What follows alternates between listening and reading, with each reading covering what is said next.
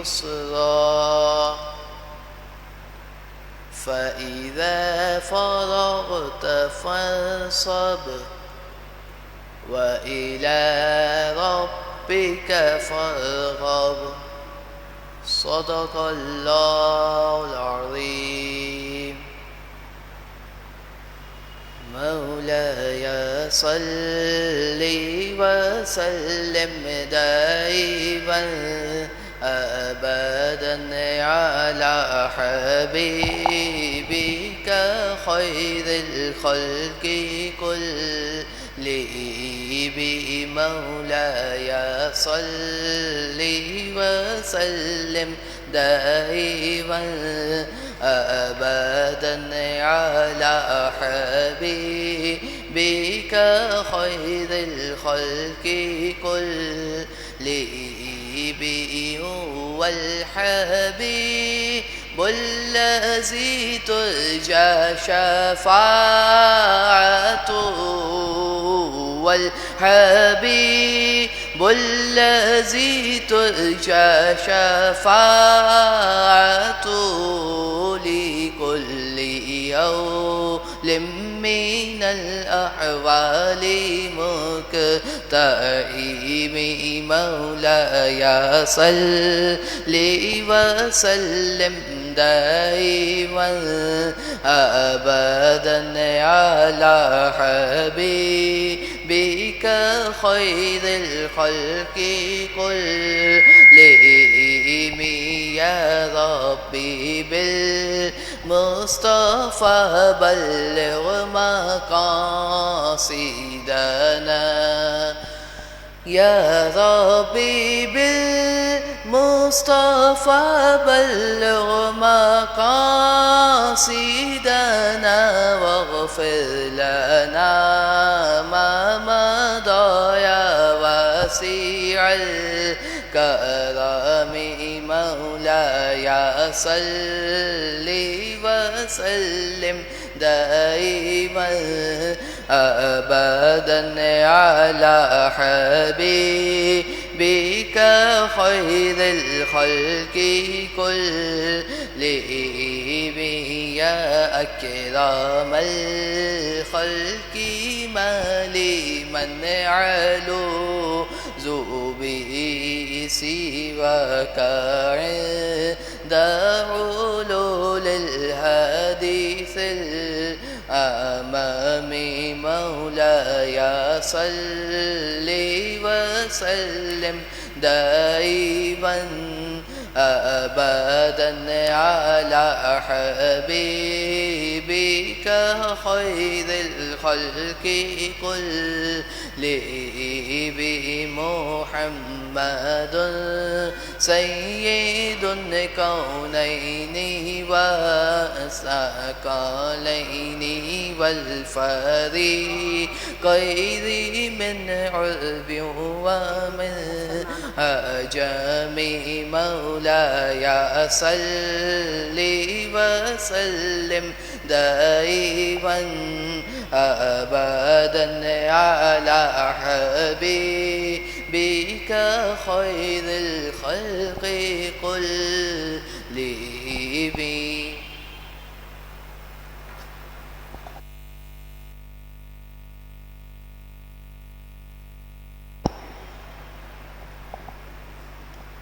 کعبے کی رونق کعبے کا منظر. کعبے کی رونق کعبے کا منظر. اللہ اکبر اللہ اکبر اللہ اکبر اللہ اکبر. کعبے کی رونق کعبے کا منظر. اللہ اکبر اللہ اکبر. حیرت سے خود کو کبھی دیکھتا ہوں.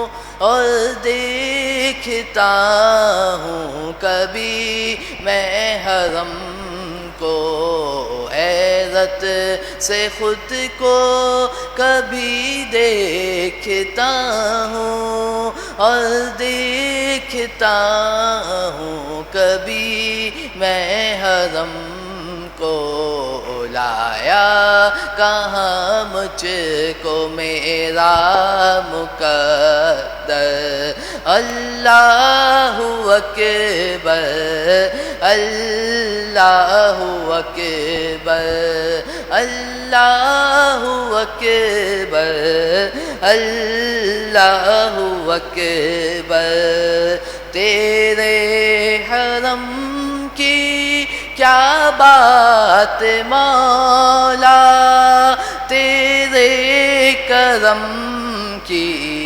کیا بات مولا، ہر سال آؤں یہ لکھ دے مقدر، اللہ اکبر اللہ اکبر، کعبے کی رونق کعبے کا منظر، اللہ اکبر اللہ اکبر۔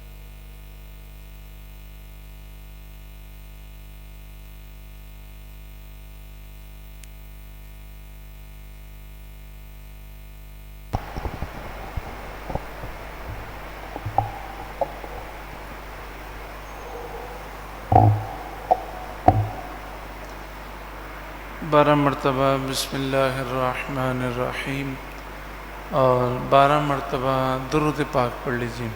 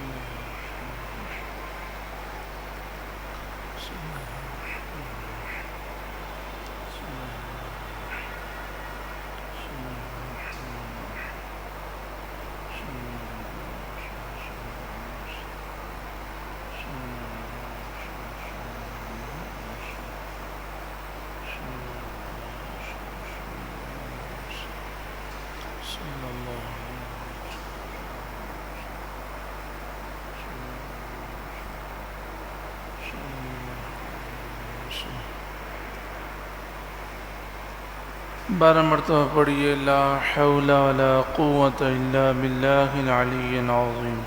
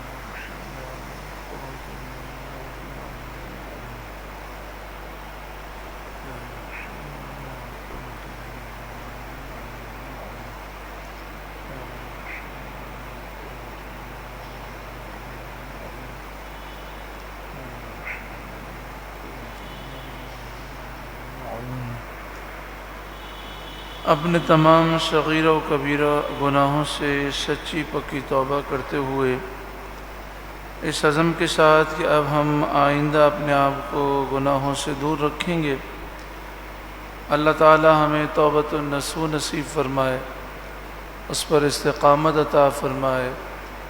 اللہ ہمارے تمام صغیرہ و کبیرہ گناہوں کی بخشش و مغفرت فرمائے۔ اور آئندہ ہمیں گناہوں سے بچنے کی توفیق عطا فرمائے۔ 12 مرتبہ پڑھیے استغفر اللہ ربی من کل ذنب و اتوب الیہ۔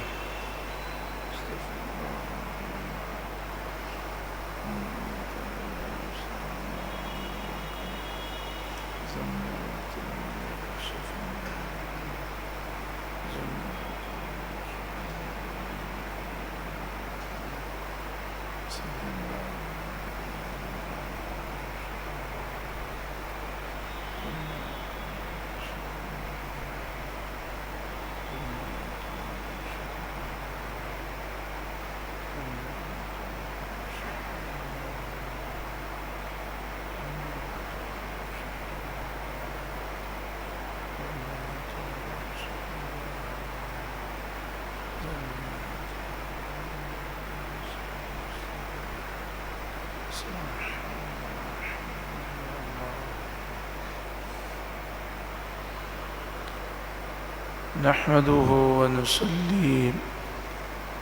ونسلم على رسوله الكريم، أما بعد فأعوذ بالله من الشيطان الرجيم، بسم الله الرحمن الرحيم، اهدنا الصراط المستقيم، صراط الذين أنعمت عليهم غير المغضوب عليهم ولا الضالين.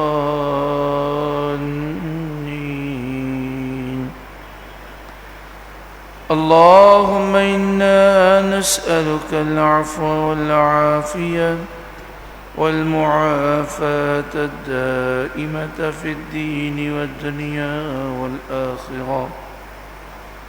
اللهم اشغل جوارحنا بطاعتك وقلوبنا بمعرفتك، واشغلنا طول حياتنا في ليلنا ونهارنا، والحقنا بالذين تقدموا من الصالحين، وارزقنا ما رزقتهم وكلنا كما كنت لهم.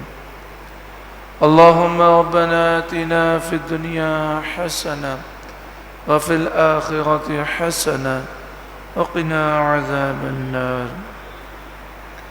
اللهم إنك تعلم سري وعلانيتي فاقبل معذرتي، وتعلم ما في نفسي وتعلم حاجتي فاعطني سؤلي، وتعلم ما في نفسي فاغفر لي ذنوبي. اللهم إني أسألك إيمانا يباشر قلبي، ويقينا صادقا حتى أعلم أنه لا يصيبني إلا ما كتبت لي، وردا من المعيشة بما قسمت لي يا أرحم الراحمين. اللهم ارزقنا شهادة في سبيلك، واجعل موتنا في بلد حبيبك صلى الله عليه وآله وسلم. اللهم مقلب القلوب ثبت قلبي على دينك. اللهم مقلب القلوب ثبت قلبي على دينك. اللهم مقلب القلوب ثبت قلبي على دينك. اللهم مقلب القلوب ثبت قلبي على دينك. اللهم مقلب القلوب ثبت قلوبنا على دينك. اللهم مصرف القلوب صرف قلوبنا على طاعتك. فسهل يا إلهي كل صعب بحرمة سيد الأبرار السهل. اللهم ربنا يسر لنا أمورنا كلها في الدين والدنيا والآخرة. اللهم ربنا يسر لنا أمورنا كلها في الدين والدنيا والآخرة. ربي يسر ولا تعسر وتمم علينا بالخير، وبك نستعين بحرمة سيد المرسلين صلى الله عليه وآله وسلم. اللهم ربنا يسر لنا زيارة حرمك وحرم نبيك صلی اللہ علیہ وآلہ وسلم مرة ثم مرة. اللهم شرفنا زيارة الرسول صلى الله عليه وآله وسلم مرة ثم مرة. اللهم ارزقنا حجا مبرورا وسعيا مشكورا في كل عام في كل سنة. اللهم ارزقنا عمرة مقبولة مرة ثم مرة. اللهم ارزقنا عمرة مقبولة في كل رمضان الكريم. يا واجد يا ماجد لا تزل عني نعمة أنعمتها علي. يا واجد يا ماجد لا تزل عنا نعمة أنعمتها علينا. اے واجد ماجد پروردگار ہمیں زوال نعمت سے محفوظ فرما، ہمیں ایمان کی سلامتی عطا فرما، دنیا قبر آخرت کے سارے معاملات ہمارے لیے آسان فرما. اللہم ربنا هب لنا من ازواجنا وذریاتنا قرۃ اعین واجعلنا للمتقین اماما. یا رب بالمصطفى بلغ مقاصدنا واغفر لنا ما مضى يا واسع الكرم.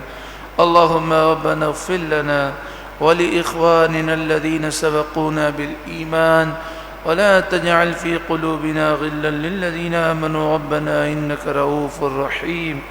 اے اللہ ہمیشہ ہمیں حق پر چلنے کی توفیق عطا فرما، باطل سے ہمیشہ کے لیے محفوظ فرما. اللهم أرنا الحق حقا وارزقنا اتباعه وارنا الباطل باطلا وارزقنا اجتنابه. اللهم أرنا حقائق الأشياء كما هي. رب ارحمهما كما ربياني صغيرا. ربنا اغفر لي ولوالدي وللمؤمنين يوم يقوم الحساب. اللهم ربنا لا تسلط علينا من لا يرحمنا. اللهم ربنا لا تجعلنا فتنة للقوم الظالمين. اللهم ربنا لا تجعلنا فتنة للقوم الكافرين. اللهم اجعلني صبورا واجعلني شكورا واجعلني في عيني صغيرا وفي أعين الناس كبيرا. اللهم إني أعوذ بك من البرص والجنون والجذام ومن سيء الأسقام. اللهم إني أعوذ بك من الجنون والجذام والبرص وسيء الأسقام. اللهم عافني في بدني. اللهم عافني في سمعي. اللهم عافني في بصري. لا إله إلا أنت. آمين ثم آمين بجاه سيد المرسلين صلى الله عليه وآله وسلم. إن الله وملائكته يصلون على النبي يا أيها الذين آمنوا صلوا عليه وسلموا تسليما. اللهم صل على سيدنا ومولانا محمد بن عبد الله. ما ضاق أمر إلا وفرجه الله. اللهم صل على سيدنا مولانا محمد. اللهم صل عليه وآله وسلم وأذهب حزن قلبي في الدنيا والآخرة. اللهم صل على سيدنا مولانا محمد معدن الجود والكرم وآله وصحبه وبارك وسلم. اللهم صل على سيدنا مولانا محمد عدد ما في علم الله صلاة دائمة بدوام ملك الله. اللهم صل وسلم وبارك على سيدنا مولانا محمد النبي الأمي الحبيب العالي القدر العظيم الجاه وعلى آله وصحبه وبارك وسلم. بآواز بلند درود پاک پڑھیں. اللهم صل على سيدنا ومولانا محمد صاحب الخلق العظيم وعلى آله وصحبه وبارك وسلم. اللهم صل على سيدنا ومولانا محمد صلاة تحل بها عقدتي وتفرج بها كربتي وتنقذ بها وحلتي. وعلى آله وصحبه وسلم عدد تقالیب الایام والسنین والحمد للہ رب العالمین. پھر بآواز بلند درود پاک پڑھیے. صلی اللہ علی النبی الامی وآلہ صلی اللہ علیہ وآلہ وسلم صلاة و سلاما علیک یا سیدی یا سیدی یا سیدی یا مکی یا مدنی یا رحمتا للعالمین یا شفیع المذنبین یا خاتم النبیین یا سید المرسلین یا نبی اللہ یا حبیب اللہ یا نور اللہ یا رسول اللہ. نویت سنت الاعتکاف للہ تعالی. اللہ تعالی ہم سب کی حاضری قبول و منظور فرمائے. ہم سب کو، ہمارے بیوی بچوں کو، والدین کو، ہماری اولاد و نسلوں کو، ہمارے دوست احباب رشتہ داروں کو اور تمام مسلمانوں کو رب العالمین قرآن پاک کے نور سے روشن منور فرمائے. ہماری ظاہری، باطنی، جسمانی، روحانی ساری بیماریاں، برائیاں، عیوب، گناہوں کی عادتیں دور فرمائے. جیسا لوگ ہمیں اچھا سمجھتے ہیں اللہ تعالی ہمیں اس سے بھی اچھا بنا دے. جو عیوب، جو برائیاں لوگ جانتے ہیں، جو برائیاں لوگ نہیں جانتے، سب اللہ تعالیٰ دور فرمائے. ہمارے دائیں بائیں آگے پیچھے چاروں طرف نوری نور عطا فرمائے. رب العالمین ہمیں زوال نعمت سے بچائے. ہمارے سینے کو، ہمارے دل کو روشن منور فرمائے اور دونوں جہاں میں شاندار کامیابی نصیب فرمائے. صلی اللہ علیہ وآلہ وسلم. آج درس کا آغاز سورہ قدر سے ہے. سورہ قدر مکی سورت ہے. ہجرت سے پہلے اس کا نزول ہوا. قرآن پاک کی ترتیب کے اعتبار سے اس سورہ مبارکہ کا نمبر 97 ہے اور نزول کے اعتبار سے اس کا نمبر 25 ہے. اس میں 5 آیتیں ہیں اور 1 رکوع ہے. بسم اللہ الرحمن الرحیم. اللہ کے نام سے شروع جو نہایت مہربان رحم والا. ہمیں چاہیے کہ ہم ہر جائز کام کے شروع میں اور ہر نیک کام کے شروع میں بسم اللہ ضرور پڑھیں. اور جب بھی کسی جائز کام یا نیک کام کا ارادہ کریں تو انشاءاللہ ضرور کہیں اور انشاءاللہ کے معنی پر بھی غور کریں. یعنی انشاءاللہ کے معنی یہ ہے کہ میرا یہ کام کرنے کا پختہ ارادہ ہے. میں یہ جائز کام یا نیک کام ضرور کروں گا، مگر اللہ کی توفیق کے بغیر، اس کی مشیت کے بغیر کچھ نہیں ہو سکتا. انشاءاللہ اگر اللہ چاہے گا. یعنی اس میں بندے کی عاجزی کا ذکر ہے کہ میں اپنی طاقت سے کام نہیں کروں گا، اللہ کی مشیت سے کروں گا. اور دوسری بات یہ کہ جب بھی کوئی جائز کام شروع کریں، نیک کام شروع کریں تو بسم اللہ ضرور پڑھیں. ہم اکثر پانی پیتے ہوئے بسم اللہ پڑھنا بھول جاتے ہیں. اسی طرح بہت سے لوگ کھانا کھاتے ہوئے بسم اللہ بھول جاتے ہیں. یہاں تک کہ اگر کھانا کھانے کے شروع میں بسم اللہ شریف بھول جائیں تو جب بھی یاد آئے درمیان میں پڑھ لیں بسم اللہ اولہ و آخرہ. کیا پڑھیں گے؟ بسم اللہ اولہ و آخرہ. اسی طرح کوئی اگر پھل کھانا ہو یا مٹھائی کھانی ہو تو عادت بنا لیں. کوئی بھی چیز کھانے لگیں کہیں بسم اللہ الرحمن الرحیم. یا تو پورا پڑھ لیں بسم اللہ الرحمن الرحیم یا کم از کم بسم اللہ. اور دوسری چیز یہ ہے کہ کوئی بھی چیز کھانے کے بعد ہماری عادت نہیں ہے دعا پڑھنے کی، تو ساری دعائیں نہ پڑھ سکیں تو کم از کم کہہ دیا کریں الحمدللہ. کیا کہہ دیں؟ الحمدللہ. اللہ تعالی ہمیں آپ سب کو عمل کی توفیق عطا فرمائے. انسان بھول جاتا ہے تو پھر اس کا طریقہ یہ ہوتا ہے کہ جیسے گھر میں افراد ہوتے ہیں، دوست ہوتے ہیں، یہ ایک دوسرے سے پہلے بات کر لیں کہ بھئی آپ بھول جائیں گے تو میں آپ کو یاد دلاؤں گا، میں بھول جاؤں تو آپ مجھے یاد دلائیں، تو اس طرح انشاءاللہ تعالی عادت ہو جائے گی۔ یہاں تک کہ فرمایا کہ جیسے چراغ کو روشن کریں تو بسم اللہ پڑھیں، چراغ بند کریں تو بسم اللہ پڑھیں۔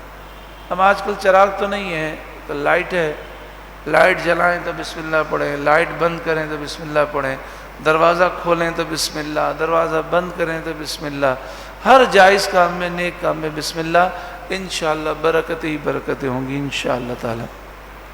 اور جب بھی کوئی کھانے پینے کی چیز ہو، کوئی بھی کام ہو جائے، کوئی بھی نعمت ملے تو کیا کہنا ہے؟ الحمدللہ۔ جب بھی کسی نعمت پر ہم کہتے ہیں الحمدللہ تو اللہ ہمیں اور نعمت عطا فرماتا ہے۔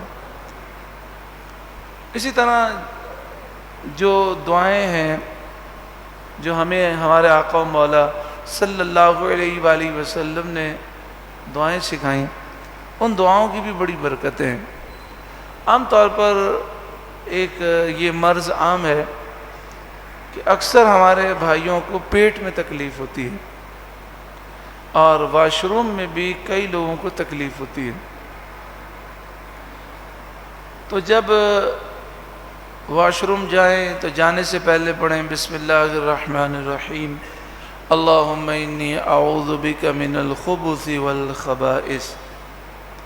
پھر جب واش روم سے باہر نکل آئیں واپس تو نکلنے کے بعد پڑھیں بسم اللہ الرحمن الرحیم، غفرانک الحمدللہ الذی اذهب عنی الاذی وعافانی۔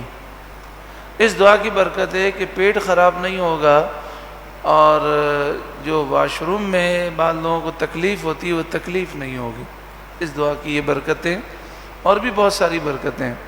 دیکھیں اس دعا میں اللہ تعالیٰ کا ہم شکر ادا کر رہے ہیں، الحمدللہ الذی اذهب عنی الاذی، تمام تعریفیں اللہ کے لیے ہیں جس نے مجھ سے تکلیف کو دور کر دیا۔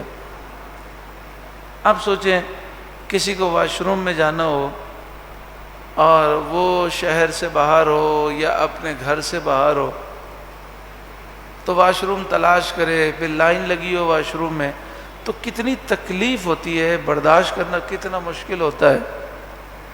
جو لوگ ایسی جگہوں پر ہوتے ہیں جہاں بہت زیادہ رش ہوتا ہے، خاص طور پر جب منی میں، عرفات میں، مزدلفہ میں حاجی جب جاتے تو بڑی لمبی لمبی لائنیں لگتی ہیں، تو اگر وہاں پیٹ خراب ہو جائے بڑی تکلیف ہوتی ہے۔ تو آپ نے دیکھا ہوگا کہ اگر تھوڑی دیر گزرے تو بڑی تکلیف ہوتی ہے اور جب واش روم سے وہ فارغ ہوتا ہے تو تکلیف دور ہو جاتی ہے۔ الحمدللہ الذی اذهب عنی الاذی، تمام خوبیاں، تمام تعریفیں اللہ کے لیے ہیں جس نے میری تکلیف کو دور کر دیا، وعافانی، اور مجھے عافیت دی، سکون دیا۔ تو اس پر جب شکر کریں گے تو انشاءاللہ پیٹ کی ساری تکلیفیں دور ہو جائیں گی۔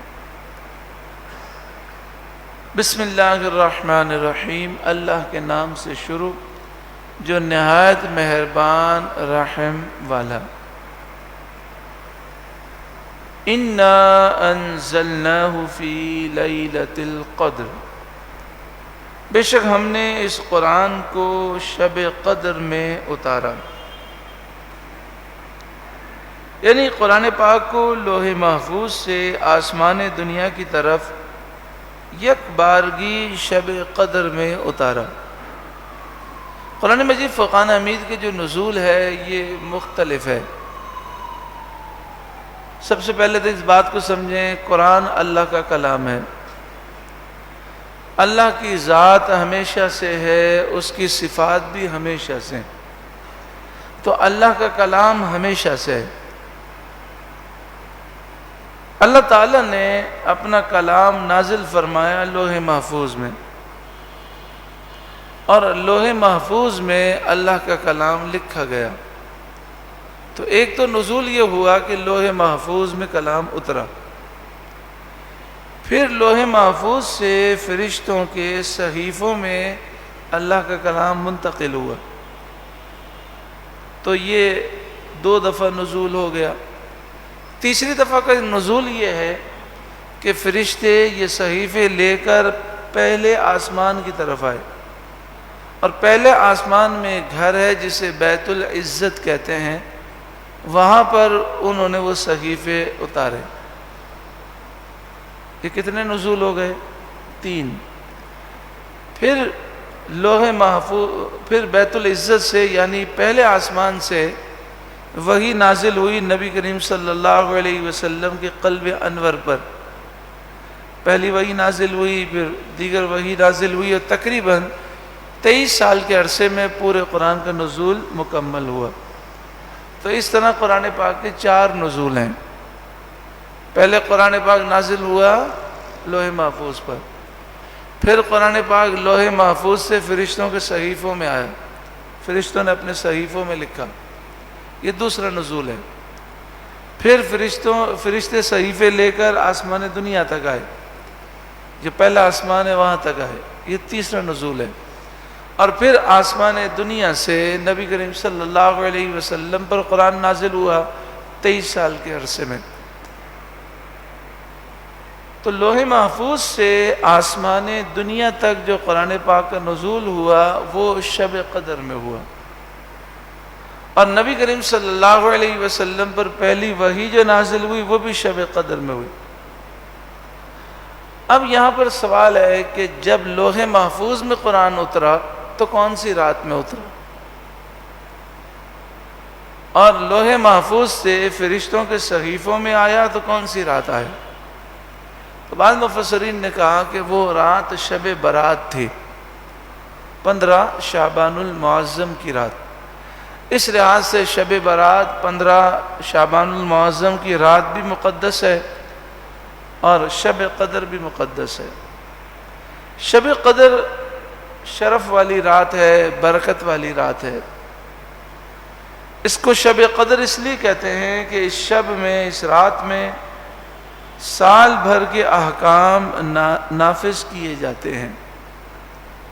بعض مفسرین نے فرمایا یہ سال بھر کے احکام جو ہیں وہ 15 شعبان المعظم میں نافذ ہوتے ہیں، بعض نے کہا شب قدر میں ہوتے ہیں، یعنی فرشتوں کے صحیفے میں لکھ دیا جاتا ہے کہ اس پورے سال میں فلاں کو اتنی روزی دینی ہے، فلاں کے پر یہ تکلیفیں آئیں گی، یہ مصیبتیں آئیں گی، یہ نعمتیں ملیں گی، اس سال کتنے لوگ حج کریں گے، اس سال کتنے لوگ عمرے پہ جائیں گے، یعنی وہ ہر ایک کے بارے میں جو اللہ نے لوح محفوظ میں لکھا ہے وہ ساری باتیں فرشتوں کے صحیفوں میں لکھ دی جاتی ہیں، پورے سال کا ان کو بتا دیا جاتا ہے۔ اس سے معلوم یہ ہوا کہ فرشتے یعنی وہ فرشتے جن کے رجسٹر میں لکھا ہوتا ہے وہ 1 سال کا جانتے ہیں، اور کچھ فرشتے اس سے آگے کا بھی جانتے ہیں۔ تو جن فرشتوں کے رجسٹر میں 1 سال کا لکھا ہوتا ہے وہ جانتے ہیں کہ 1 سال میں اس کے ساتھ کیا کیا ہوگا۔ تو حقیقی جو علم ہے وہ اللہ کے پاس ہے، اللہ جسے چاہتا ہے عطا فرماتا ہے۔ اور فرمایا کہ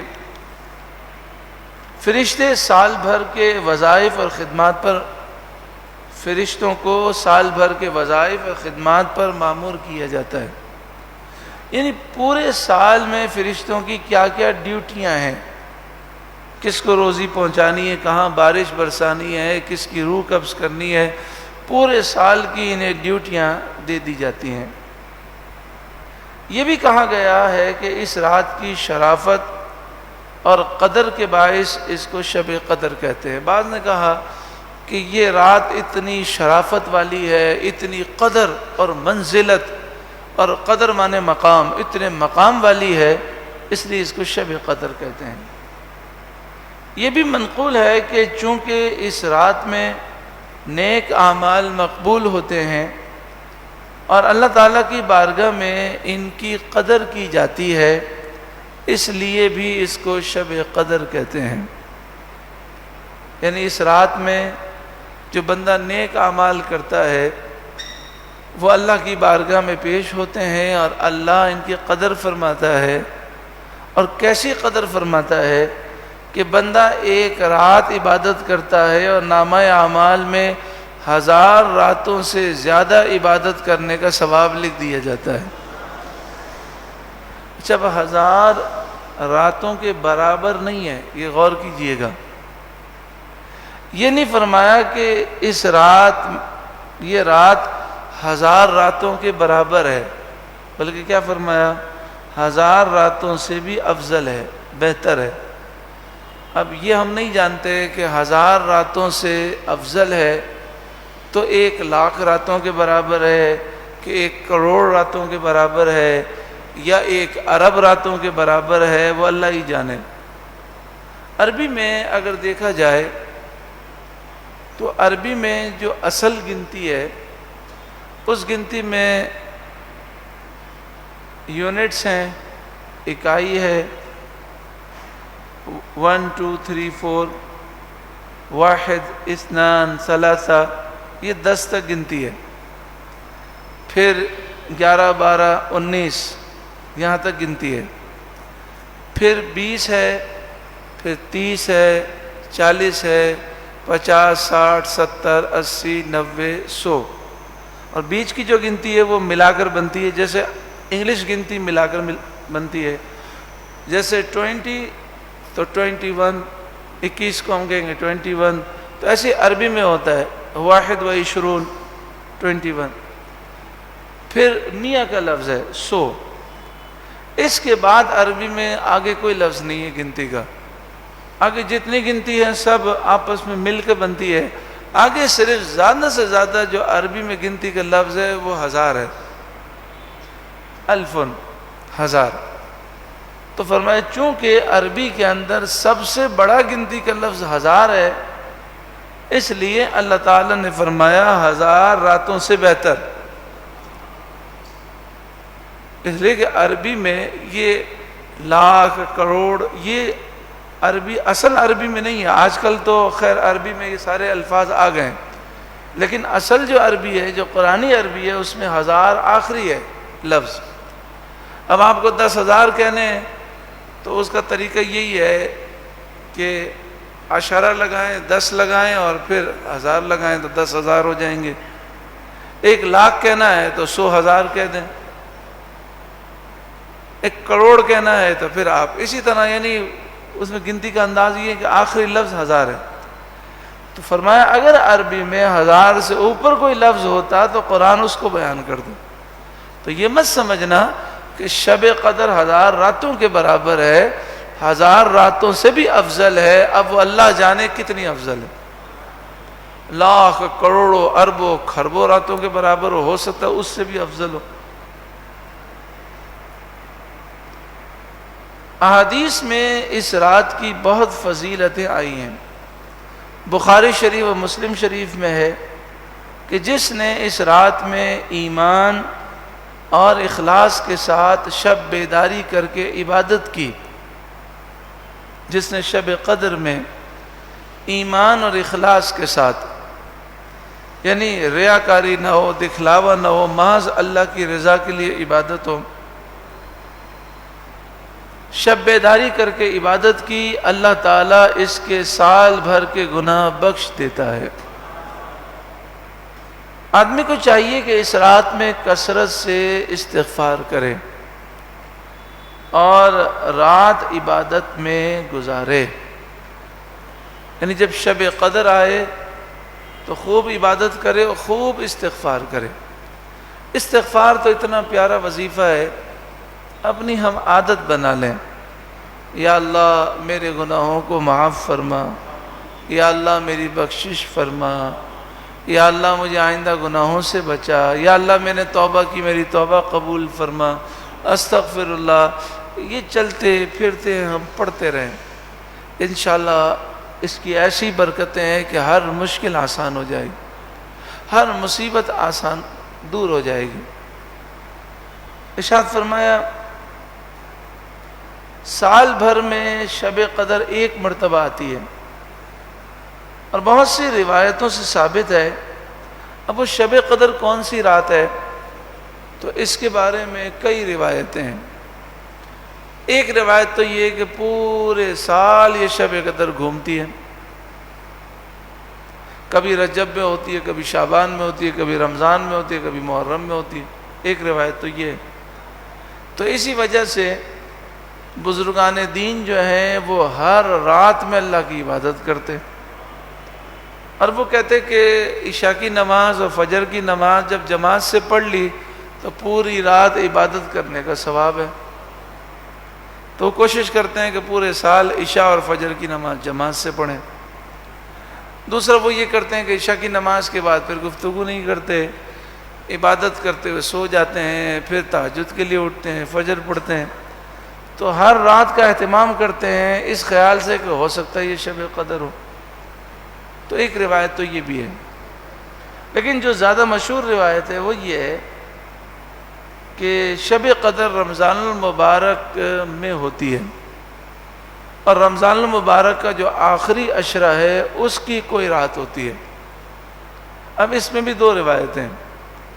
ایک روایت یہ ہے کہ آخری عشرے کی کوئی بھی رات ہو سکتی ہے، 21ویں بھی ہو سکتی ہے، 22ویں بھی ہو سکتی ہے، 23ویں بھی ہو سکتی ہے، 24ویں بھی ہو سکتی ہے۔ اسی لیے پورے آخری عشرے کا اعتکاف نبی کریم صلی اللہ علیہ وسلم نے ہر سال کیا، اور اعتکاف میں ہر رات آپ نے شب بیداری فرمائی شب قدر کی تلاش میں، ہمیں درس دیا۔ تو اب دیکھیں اعتکاف جو ہے پورے آخری عشرے میں ہوتا ہے، آخری عشرے کی ہر رات میں عبادت کی جاتی ہے، اس لیے کہ ایک روایت یہ ہے کہ آخری عشرے کی کوئی ایک رات ہے، تو 21ویں بھی ہو سکتی ہے، 22ویں بھی ہو سکتی ہے، اور کوئی بھی رات ہو سکتی ہے۔ لیکن یہاں میں یہ عرض کروں گا کہ ہمارے یہاں پر افراط و تفریط بہت زیادہ ہے، یعنی ہم مائنس میں جاتے ہیں تو بہت مائنس میں چلے جاتے ہیں، اور پلس میں جانا شروع کرتے ہیں تو غلو کرتے ہیں۔ اعتدال ہونا چاہیے، اعتدال۔ اب جیسے قربانی ہے تو قربانی میں آپ بہت سے دوسرے ملکوں میں جائیں تو ان ملکوں میں آپ کو محسوس ہوگا کہ بقرعید کوئی چیز ہی نہیں ہے، یعنی بعض ایسے ملک ہیں، اسلامی ملک ہیں، لیکن آپ کو بقرعید کے اندر قربانی کرنے والا کوئی نظر ہی نہیں آئے گا، ذہن ہی نہیں ہے، اتنے بیچارے قربانی سے دور ہیں۔ حالانکہ قربانی کرنا صاحب نصاب پر واجب ہے، لیکن بس دین سے دوری ہے۔ لیکن اللہ تعالیٰ کا شکر ہے پاکستان میں بڑا جذبہ ہے قربانی کا، لیکن پھر اس جذبے میں ہم بس اوقات غلو کر جاتے ہیں۔ غلو سے مراد یہ کہ دکھلاوا کرنا، ریاکاری کرنا، نم و نمود کرنا، قربانی کو اپنی دولت کے اظہار اور فخر کا ذریعہ سمجھنا، مقصود واہ واہ ہو جائے، مقصود یہ ہو کہ ہماری شہرت ہو جائے۔ پھر ہمیں یہ حکم دیا گیا کہ جانور ایسا لیں کہ جو قیمتی ہو، توانا ہو، اچھا جانور ہو۔ تو اب کیا ہونے لگا؟ اب یہ ہونے لگا کہ جانوروں پر ظلم ہونے لگا، پورا سال ان کو انجیکشن مارے جاتے ہیں، مختلف قسم کی دوائیاں کھلائی جاتی ہیں، اور جانور جو ہیں بڑے موٹے موٹے، جناب 10 من کے اور 20 من کے، چربی ہی چربی، یعنی اتنی چربی ہوتی ہے کہ ان کی جو بوٹی کاٹی جاتی ہے تو بوٹی کے ریشے ریشے میں چربی بھری ہوتی ہے۔ اچھا، اب وہ اتنا موٹا کیسے ہو گیا؟ وہ دواؤں کے اثر کی وجہ سے، انجیکشن کی وجہ سے، اس سے جانور کو تکلیف بھی ہوتی ہے۔ میں ایک بھائی کے یہاں گیا تو وہ بیچارے بکرا لے کر آئے تھے، بہت قیمتی اور مہنگا، پتہ نہیں کتنے لاکھ کا بکرا تھا۔ بکرا کیا تھا، دیکھنے میں ایسا لگے جیسے کوئی چھوٹا بچھڑا ہے، گائے کا بیل ہے، چھوٹی گائے لگے یا چھوٹا بیل لگے، اتنا بڑا بکرا۔ اچھا، وہ آیا، بڑا بھاگ رہا تھا، ایک دن کے بعد جو ہے نا وہ اٹھنے کے بھی قابل نہیں، وہ اپنی جگہ سے اٹھ نہیں سکے۔ تو انہوں نے رابطہ کیا تو انہوں نے کہا جناب ہم تو روز اس کو انجیکشن لگاتے ہیں، تو یہ دانے پر تو اس کا گزارا نہیں ہوگا، تو یہ لیجئے پورا کورس کریں، انجیکشن بھی لگائیں اس کو، یہ دوائیاں پلائیں تو یہ کھڑا ہو سکے گا، کیونکہ اس کی جو چربی اور اس کی موٹائی ہے ساری انجیکشن کی بدولت ہے۔ یہ تو ہم جھوٹ بولتے ہیں کہ جناب ہم بادام کھلاتے ہیں، پستے کھلاتے ہیں، سارا انجیکشن کا حساب کتاب ہے۔ اچھا پھر ایسے جانور زہریلے ہوتے ہیں، گوشت بھی زہریلا ہوتا ہے، لیکن کیا کریں، اب ایک عجیب جو ہے نا فیلڈ بن گئی، عجیب و غریب حال ہو گیا۔ اچھا پھر کیا ہوا، انہوں نے انجیکشن وغیرہ لگائے تو کھڑا ہو گیا۔ تو میں گیا نا ان کے گھر پر دوبارہ، تو وہ اس کو دانہ کیسے کھلا رہے تھے پتہ ہے آپ کو؟ اس کے منہ میں انہوں نے پائپ ڈالا ہوا تھا، اور پائپ جو ہے منہ کے ذریعے اس کے سینے تک گیا ہوا تھا، اور پائپ میں وہ ڈال رہے تھے دانہ، اور وہ ڈائریکٹ اسے پیٹ میں جا رہا تھا۔ میں نے کہا یہ کیا؟ کہنے لگا وہ جہاں سے خریدا ہے انہوں نے کہا زندگی میں ہم نے کبھی بھی اس کو دانت استعمال کرنے نہیں دیے، اسی پائپ کے ذریعے ٹھوسا ہے ہم نے دانے، تبھی تو اتنا موٹا ہوا ہے۔ کیسی عجیب و غریب سوچ ہے۔ اس طرح کے بہت سارے مسائل ہیں۔ پھر جانور کی جو گائے بکروں کی کھال ہوتی ہے اس کی خوبصورتی کے لیے کھال میں انجیکشن لگتے ہیں، پتہ نہیں کیا کچھ کرتے ہیں۔ تو یہ چیزیں نہیں ہونی چاہیے۔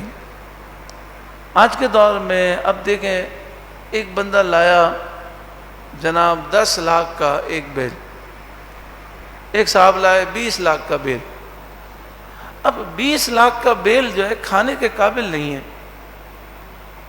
جنہوں نے ذبح کی وہ بھی گوشت نہیں کھا سکتے، کیونکہ کولیسٹرول ہے، اتنی چربی کہاں سے کھائیں، اس کی تو نسوں میں چربی ہے۔ اچھا وہ غریب کو دیں تو غریب کا بھی حال یہ ہے کہ آج کل اگر وہ بھی کھائیں تو بیمار ہو جاتے ہیں، پھر اس پہ دوائی کے اثرات ہیں۔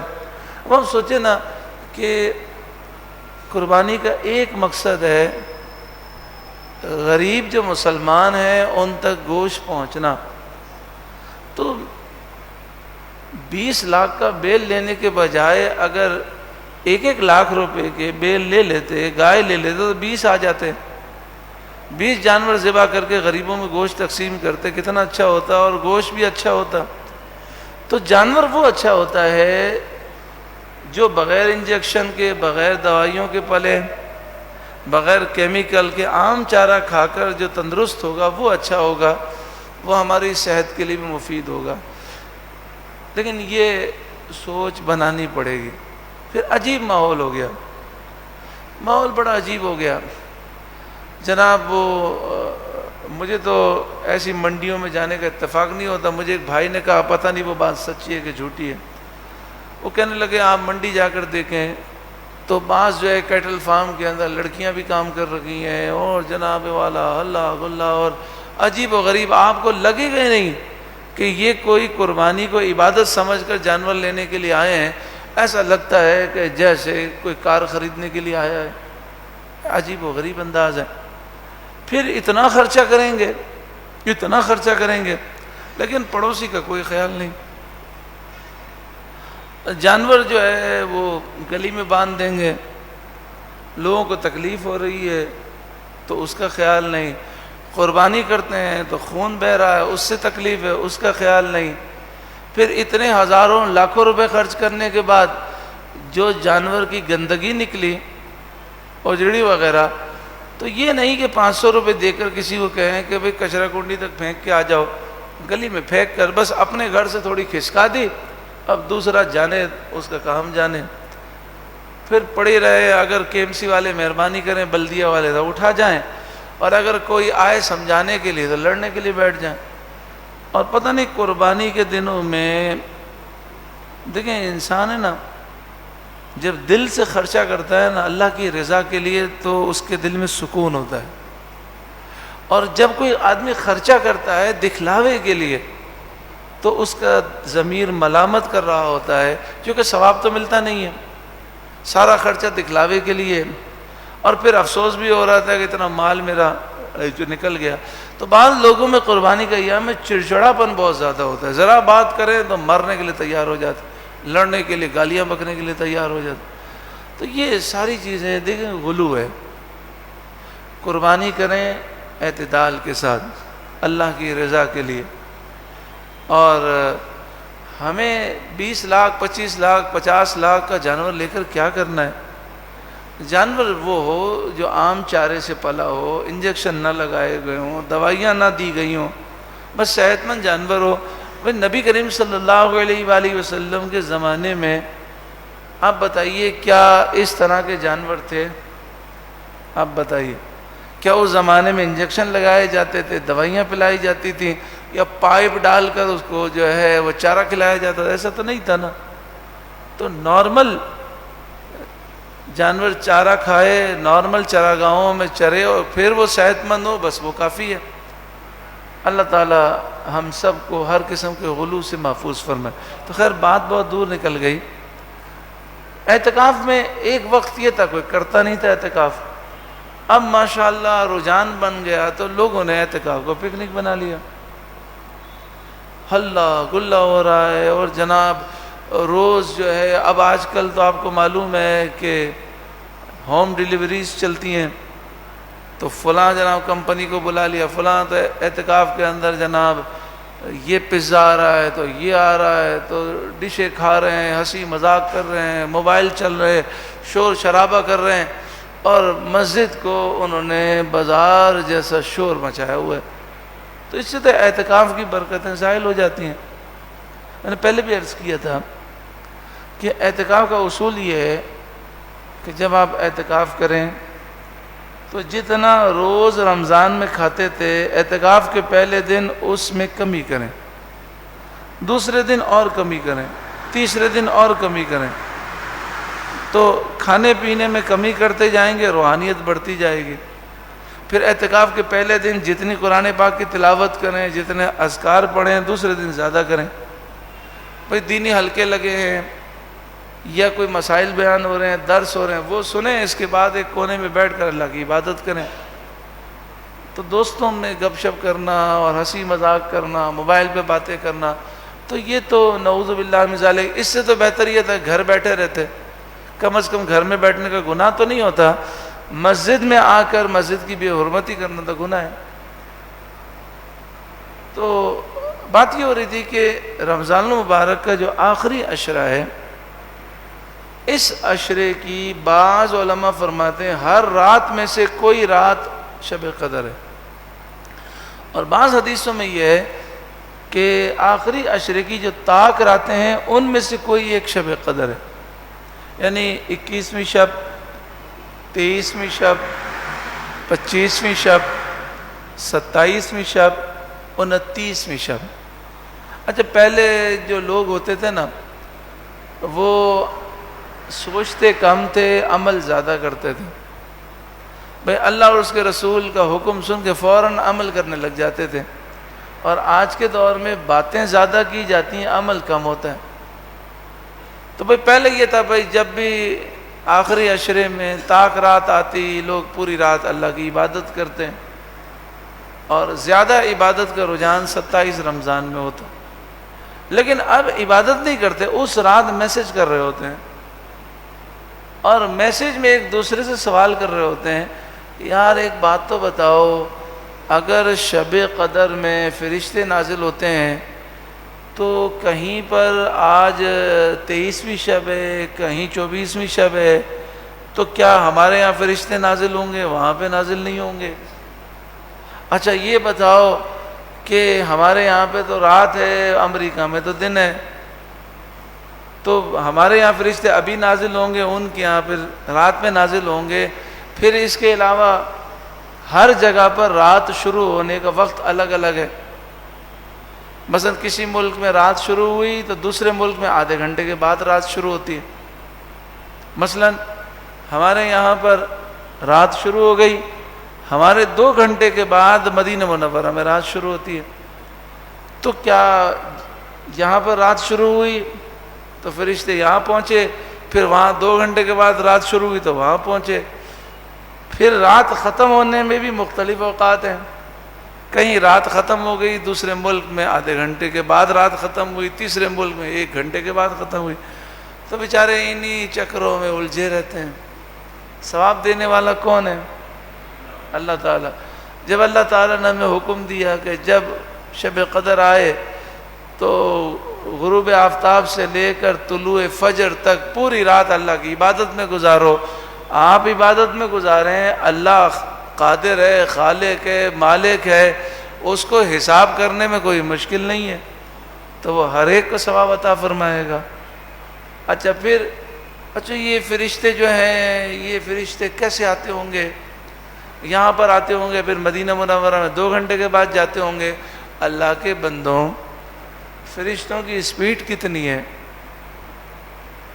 1 سیکنڈ میں کروڑوں میل فی گھنٹے سے بھی، 1 سیکنڈ میں کروڑوں میل سے بھی زیادہ ان کی سپیڈ ہے۔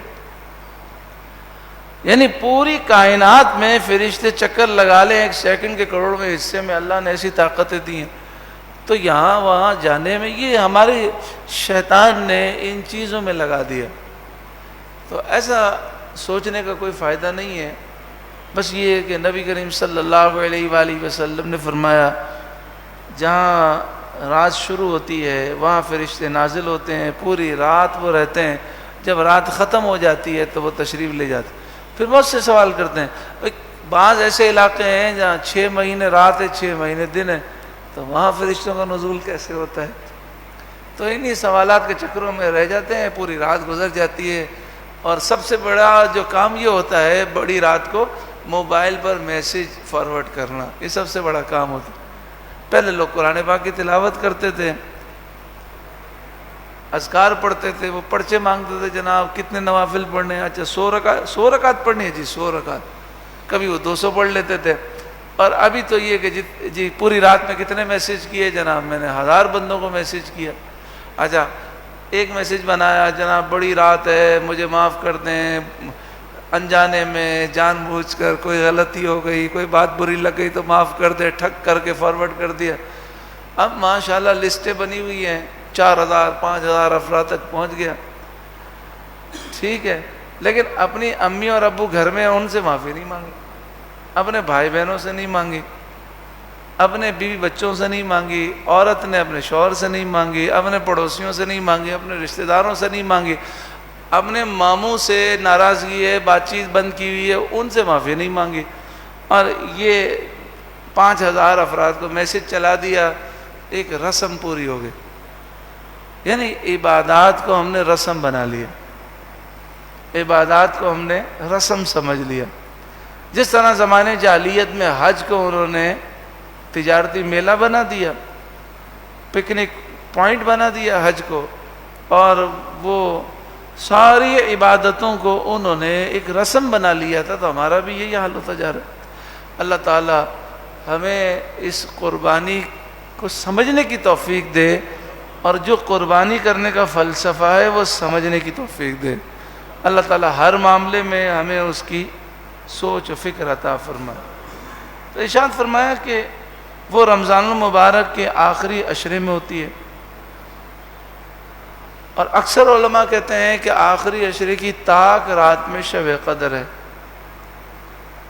بعض علماء کے نزدیک رمضان المبارک کی 27ویں رات شب قدر ہوتی ہے، یہی حضرت امام اعظم ابو حنیفہ رضی اللہ تعالیٰ عنہ سے مروی ہے۔ اس رات کے عظیم فضائل اگلی آیتوں میں ارشاد فرمائے جاتے ہیں۔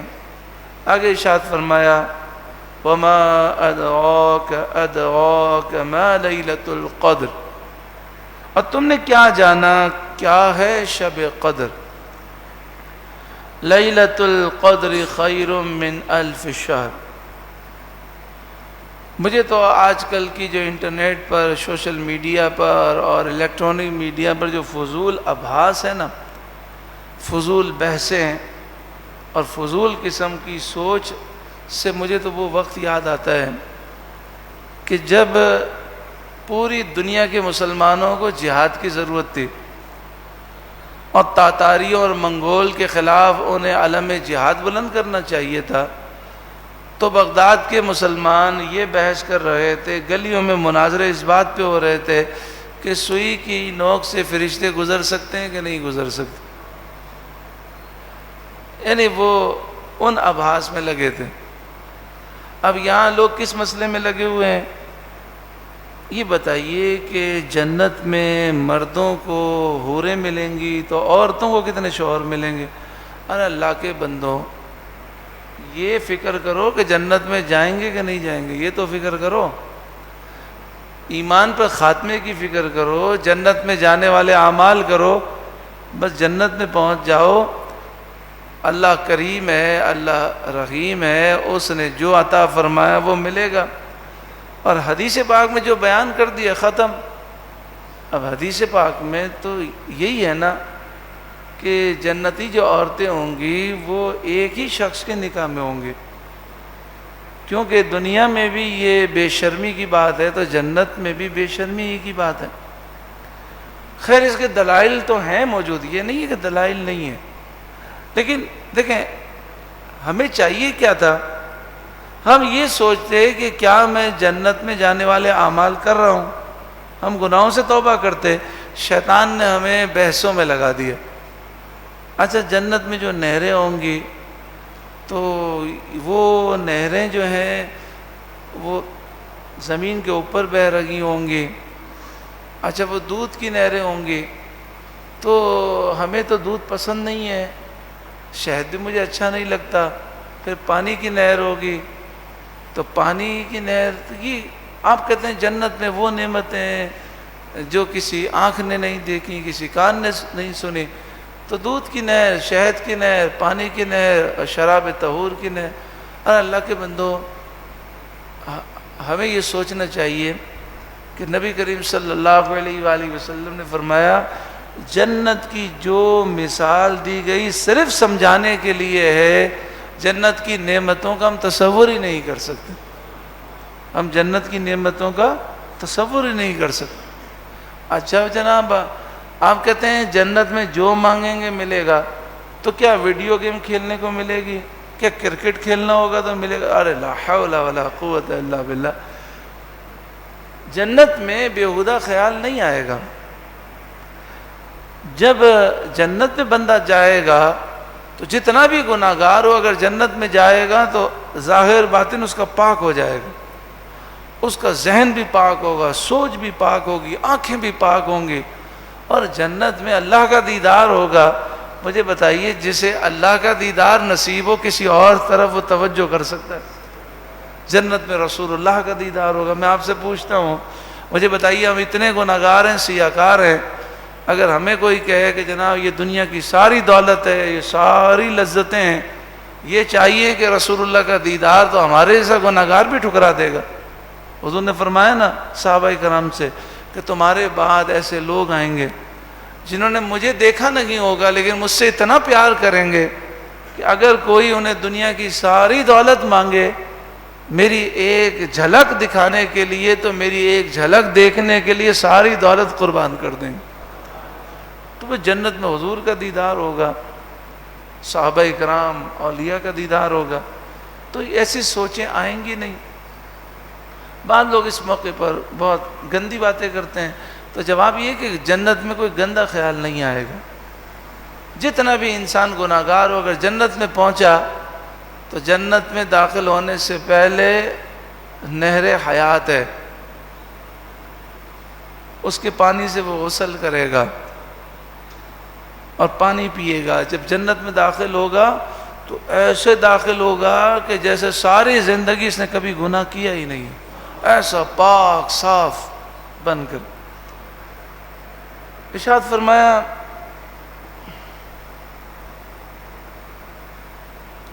لیلۃ القدر خیر من الف شہر، شب قدر 1000 مہینوں سے بہتر ہے. اور اس کے متعلق ہم سن چکے کہ 1000 مہینے کیوں فرمایا، عربی کی گنتی کے اعتبار سے بات ہو گئی. پھر یہاں یہ نہیں فرمایا شب قدر 1000 مہینوں کے برابر ہے، کیا فرمایا؟ 1000 مہینوں سے بہتر ہے.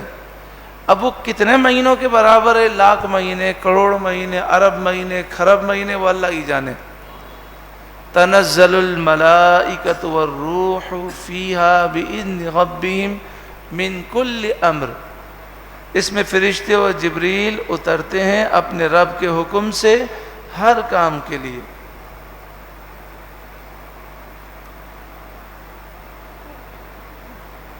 جو شب قدر سے خالی ہوں، یعنی شب قدر ان 1000 راتوں سے بہتر ہے جو شب قدر سے خالی ہوں، یعنی شب قدر کے علاوہ 1000 راتیں ہوں تو شب قدر ان سے افضل ہے۔ پھر فرمایا کہ اس ایک رات میں نیک عمل کرنا 1000 راتوں کے عمل سے بہتر ہے۔ حدیث شریف میں ہے کہ نبی کریم صلی اللہ علیہ وآلہ وسلم نے پچھلی امتوں کے ایک شخص کا ذکر فرمایا۔ ایک روایت یہ ہے کہ ان کا نام حضرت شمعون تھا۔ پورا دن وہ روزہ رکھتے اور جہاد کرتے اور رات بھر کھڑے ہو کر قیام کرتے، اور اس طرح انہوں نے 1000 مہینے عبادت میں گزارے۔ 1000 مہینے تقریباً 80 سال سے اوپر ہوتے ہیں، تو 80 سال سے اوپر عرصہ انہوں نے اس طرح گزارا کہ پوری زندگی دن کے وقت جہاد کرتے رہے روزے کی حالت میں، اور رات کے وقت اللہ کی عبادت کرتے رہے، قیام کرتے رہے۔ جو تمام رات عبادت کرتے تھے اور تمام دن جہاد میں مصروف رہتے تھے، اس طرح انہوں نے 1000 مہینے گزارے تھے۔ تو صحابہ کرام کو تعجب ہوا، اور صحابہ کرام نے عرض کی کہ ان کی عمریں تو بڑی لمبی ہوتی تھیں، کسی کی عمر 500 سال، کسی کی 1000 سال، کسی کی 2000 سال۔ تو اب کسی کی عمر 2000 سال ہو، اس میں سے وہ 80 سال یا 85 سال مسلسل عبادت کر لے، لیکن اس امت کی عمریں تو مختلف ہیں، مختصر ہیں، 50 سال، 60 سال، 70 سال، پھر اس میں کھانا بھی ہے، پینا بھی ہے، سونا بھی ہے، گھر کے معاملات بھی ہیں، پھر بچپنا بھی انسان کا گزرتا ہے۔ تقریباً 15 سال تو بچپن میں گزر جاتے ہیں، پھر 15 سال سے لے کر آپ سوچیں 60 سال تک تو بچتے کتنے؟ 45 سال۔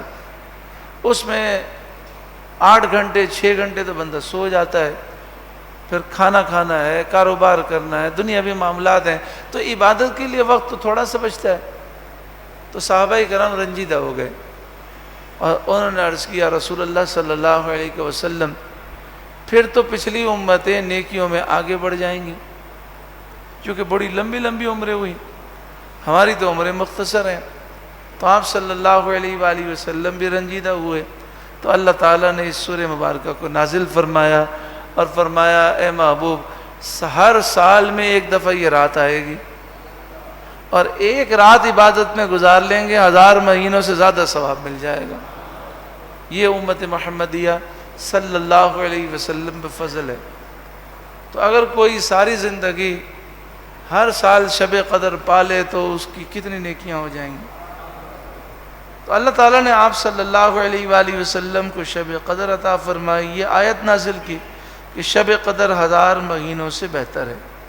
یہ اللہ تعالیٰ کا اپنے حبیب صلی اللہ علیہ وسلم پر کرم ہے کہ آپ کے امتی شب قدر کی ایک رات عبادت کریں تو ان کا ثواب پچھلی امت کے 1000 ماہ عبادت کرنے والوں سے زیادہ ہو جائے۔ سلام ہی حتی مطلع الفجر، وہ سلامتی ہے صبح چمکنے تک،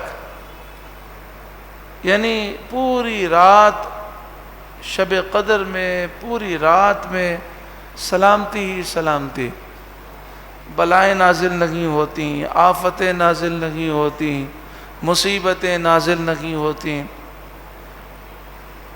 اس رات میں کتے بھونکتے نہیں ہیں، اس کی وجہ یہ ہے کہ کتے شیطان کو دیکھ کر بھونکتے ہیں، تو اس رات شیاطین بھگا دیے جاتے ہیں۔ اس رات شریر جنات جو ہیں وہ شرارت نہیں کرتے، اس رات میں برکتوں کا نزول ہوتا ہے۔ اچھا، اب یہاں ہمارے بعض لوگ جو ہیں ان کو یہ فکر ہوتی ہے کہ ہمیں شب قدر کی علامتوں کا علم ہو جائے، تو وہ عبادت پر توجہ دینے کے بجائے اس پر زیادہ فکر کرتے ہیں کہ کسی طریقے سے پتہ چل جائے شب قدر کون سی رات ہے۔ علامتیں پوچھتے ہیں، کتابوں میں دیکھتے ہیں، کتابوں میں بہت ساری علامتیں لکھی ہیں، مثلا یہ لکھا ہے کہ اس رات جس طرح عام رات کتے بھونکتے ہیں اس رات کتوں کے اس طرح بھونکنے کی آواز نہیں آتی، اسی طرح اس رات گدھے کے چلانے کی آواز نہیں آتی۔ وہ رات اگر گرمی میں آئے یا سردی میں آئے تو سردی کے موسم میں زیادہ سردی بھی نہیں ہوتی اور گرمیوں کے موسم میں زیادہ گرمی نہیں ہوتی، رات معتدل ہوتی ہے۔ اور جب سورج نکلتا ہے صبح کے وقت تو بغیر شعاؤں کے نکلتا ہے۔ اس رات سمندر کا پانی ایک وقت میں میٹھا ہو جاتا ہے۔ اس طرح کی بہت ساری علامتیں ہیں۔ پھر وہ سمندر کا پانی پی کے دیکھتے ہیں تو کسی رات میں ان کو میٹھا نہیں ملتا۔ مسئلہ یہ ہے کہ یہ علامتیں ضرور ہیں لیکن اولیاء کو نظر آتی ہیں۔ کن کو نظر آتی ہیں؟ اولیاء کو نظر آتی ہیں۔ جیسے استخارے کی دعا، اب آپ کوئی بھی کتاب لیں نا تو اس میں لکھا ہوتا ہے کہ آپ استخارے کی دعا پڑھیں پھر سو جائیں، اگر سفیدی نظر آئے یا سبزی نظر آئے تو یہ کام بہتر ہے، اور اگر لال رنگ نظر آئے یا کالا رنگ نظر آئے تو یہ کام برا ہے۔ یہ اللہ والوں کے لیے نشانی ہے، جن کے خواب پاکیزہ ہوتے ہیں، جن کے خواب صاف ہوتے ہیں۔ ہمارے لیے کیا ہے؟ ہمارے لیے یہ ہے کہ ہم استخارے کی دعا جب پڑھیں گے تو انشاءاللہ اس کی برکت سے اگر یہ کام بہتر ہوگا تو ہم کر سکیں گے، اور بہتر نہیں ہوگا تو پھر ہمارا خود دل اس سے اچاٹ ہو جائے گا، اور جو بہتر ہوگا اس کی طرف ہماری رہنمائی ہوگی۔ اچھا، اس میں یہاں پر استخارے کی دعا میں مختصر عرض کر دوں، 7 دن پڑھنا کوئی ضروری نہیں ہے، 1 دن بھی پڑھ سکتے ہیں، 3 دن بھی پڑھ سکتے ہیں، لیکن جیسے شادی کا معاملہ ہے یا کوئی کاروباری بڑا معاملہ ہے تو اس میں کوشش کریں 7 دن پڑھیں۔ اور برکات الوظیفۃ الکریمہ جو کتاب ہے اس کے آخر میں دعائے استخارہ لکھی ہے، اس کا ترجمہ بھی لکھا ہے، تو دعائے استخارہ بھی پڑھیں، اس کا ترجمہ بھی پڑھیں۔ 2 رکعت نفل پڑھیں استخارے کی نیت سے۔ پہلی رکعت میں سورہ فاتحہ کے بعد سورہ کافرون پڑھیں، دوسری رکعت میں سورہ فاتحہ کے بعد سورہ اخلاص پڑھیں۔ سلام پھیرنے کے بعد اول آخر درود شریف پڑھیں، سورہ فاتحہ پڑھیں، پھر آیت الکرسی پڑھیں، پھر دعائے استخارہ پڑھیں، پھر سورہ فاتحہ پڑھیں، اور پھر اللہ تعالیٰ سے یہ دعا کریں کہ یا اللہ یہ اگر بہتر ہے تو میرے لیے آسان کر دے، اور بہتر نہیں تو مجھے اس سے دور کر دے۔ یہ دعا کر کے پھر سو جائیں، 7 دن تک یہ عمل کریں، پھر 7 دن کے بعد اپنے دل کو دیکھیں۔ لیکن جو کاروباری معاملات ہوتے ہیں، دن میں 8-10 فیصلے کرنے ہوتے ہیں، اس میں اتنا ٹائم نہیں ہوتا کہ ہم 7 دن تک کر سکیں، تو اس میں صحابہ کرام کا عمل یہ تھا کہ جب بھی انہیں ایسا سودا کرنا ہوتا، سمجھ نہ آتا، تو وہ درود شریف پڑھتے، دعا استخارہ پڑھتے، اللہ سے دعا مانگتے، پھر اس سودے کو کرنے جاتے۔ تو دعا کی یہ برکت ہے کہ اگر سودا ہمارے لیے بہتر نہیں ہوگا تو کرنے سے پہلے ہی اس کے نقصانات ہمارے سامنے آ جائیں گے۔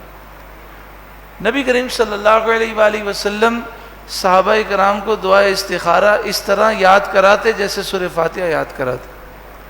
اللہ تعالی ہمیں سورہ قدر کی برکتوں سے مالا مال فرمائے، اور ہمیں شب قدر ہر سال نصیب فرمائے۔ اللہ اس رات کی برکت سے ہمیں سچی توبہ نصیب فرمائے۔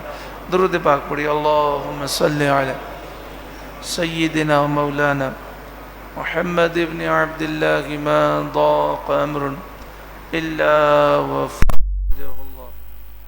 بسم اللہ الرحمن الرحیم۔ اللہ تبارک و تعالی کے نام سے شروع جو بہت زیادہ مہربان نہایت رحم فرمانے والا۔ اِنَّا أَنزَلْنَاهُ فِي لَيْلَةِ الْقَدْرِ، بے شک ہم نے اس قرآن کو شب قدر میں اتارا۔ وَمَا أَدْرَاكَ مَا لَيْلَةُ الْقَدْرِ، اور آپ کیا سمجھے شب قدر کیا ہے؟ لَيْلَةُ الْقَدْرِ خَيْرٌ مِّنْ أَلْفِ شَهْرٍ، شب قدر 1000 مہینوں سے بہتر ہے۔ تنزل الملائكة والروح فيها بإذن ربهم من كل أمر، اس میں فرشتے اور جبریل اپنے پروردگار کے حکم سے ہر کام کے لیے اترتے ہیں۔ سلام هي حتى مطلع الفجر، وہ رات سلامتی ہے فجر طلوع ہونے تک۔ اللہم صلی علی سیدنا مولانا محمد۔ بسم اللہ الرحمن الرحیم۔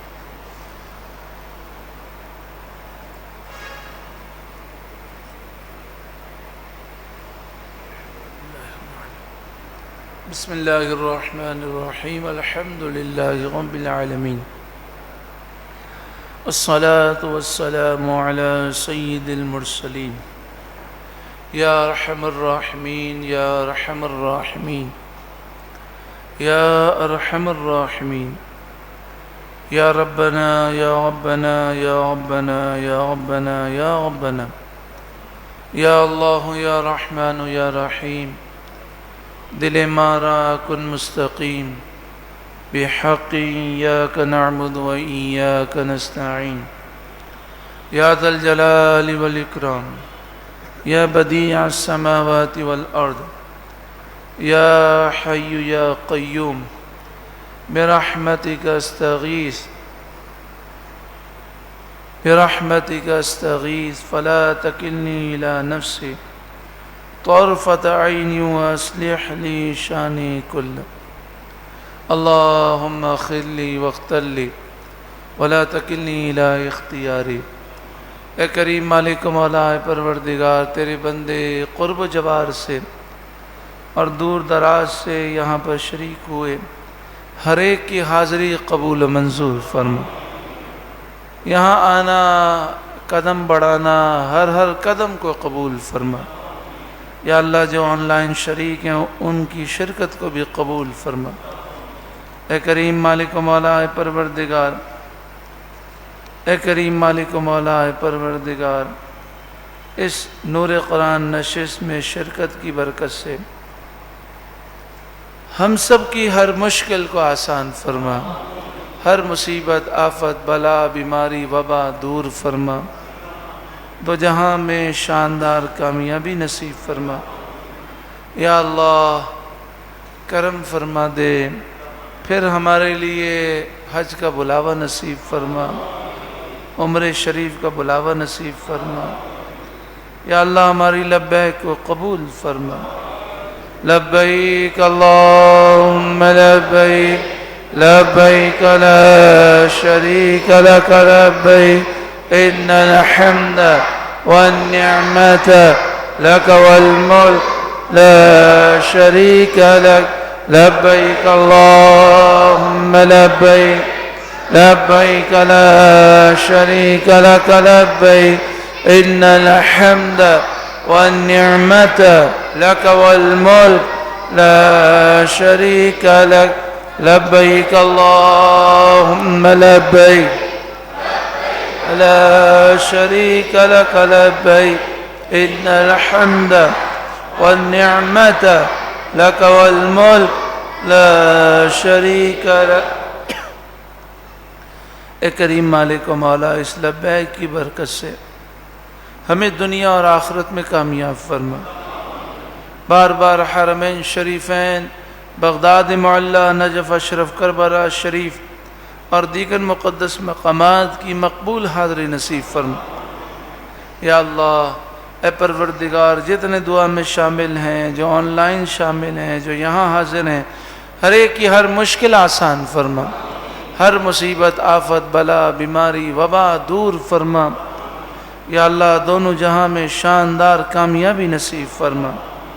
درود پاک پڑھی۔ اللہم صلی علی سیدنا و مولانا محمد ابن عبد اللہ ما ضاق امر اللہ وفرجہ اللہ۔ اللہم صلی علی سیدنا مولانا محمد صاحب الخلق العظیم وعلى آلہ وصحبہ وسلم صلاة وسلام علیک یا سیدی یا رسول اللہ۔ سبحان ربک رب العزت عما یصفون، السلام علی المرسلین والحمد للہ رب العالمین۔ اعلان سماعت فرما لیجئے کہ انشاءاللہ تعالی کل خواتین میں مکمل قصیدہ بردہ شریف پڑھا جائے گا۔ اس کی بڑی برکتیں ہیں۔ آپ اپنے گھر کی خواتین کو ضرور دعوت دیں اور خواتین سے کہیں کہ وہ پانی کی بوتل ساتھ لے کر آئیں، اور جو خواتین قصیدہ بردہ شریف پڑھتی ہیں ان سے دم کرا لیں۔ اس میں اتنی تاثیر ہے کہ جس مریض کو پلایا جائے انشاءاللہ شفا ہوگی۔ تو کل دوپہر 3 بجے سے لے کر 5:30 بجے تک اسی مسجد میں خواتین کے لیے مکمل قصیدہ بردہ شریف اور ختم قادریہ شریف کی محفل ہوگی. خواتین سے شرکت کی درخواست ہے.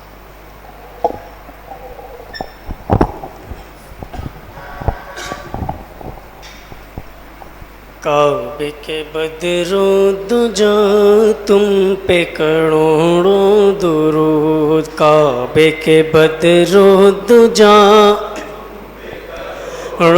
درود. طیبہ کے شمس و ضحیٰ تم پہ کروڑوں درود. کام وہ لے لیجئے تم کو جو راضی کرے. کام وہ لے لیجئے تم کو جو راضی کرے. کام وہ لے لیجئے, کام وہ لے لیجئے تم کو جو راضی کرے. تم کو جو راضی کرے, تم کو جو راضی کرے. ٹھیک ہو نام رضا تم پہ کروڑوں درود. کعبے کے بدرو دجا تم پہ کروڑوں درود. طیبہ کے شمس و ضحیٰ تم پہ کروڑوں درود. لبیک لبیک یا رسول اللہ, لبیک لبیک لبیک یا رسول اللہ, لبیک لبیک لبیک یا رسول اللہ. تاجدار ختم نبوت زندہ باد زندہ باد زندہ باد. من سب نبیا نعرہ غوثیہ. اے کریم مالک و مولا, درود و سلام کے صدقے میں دونوں جہاں کی خیر عافیت اور سلامتی نصیب فرما. تحریک لبیک یا رسول اللہ کو پہلے سے بڑھ کر عروج اور کامیابی نصیب فرما. حضرت علامہ حافظ سعد رضوی, حضرت علامہ مولانا مفتی غلام غوث بغدادی اور جتنے قائدین کارکنان قید و بند میں ہیں, جھوٹے مقدمات میں انہیں قید و بند میں رکھا گیا, یا اللہ ان سب کو شاندار رہائی نصیب فرما. اے مالک پروردگار, جھوٹے مقدمات کا خاتمہ فرما. غازی تنویر قادری, ڈاکٹر عافیہ صدیقی کو بھی شاندار رہائی نصیب فرما. پاکستان میں اسلامی نظام مصطفیٰ نافذ فرما. آمین ثم آمین. درود پاک پڑھی. اللہم صلی علی سیدنا و مولانا محمد ابن عبداللہ ما ضاق عمر الا وفرجہ اللہ. اللهم صل على سيدنا ومولانا محمد صاحب الخلق العظيم وعلى آله وصحبه وسلم صلاة وسلاما عليك يا سيدي يا سيدي يا سيدي يا رسول الله. سبحان ربك رب العزة عما يصفون وسلام على المرسلين والحمد لله رب العالمين.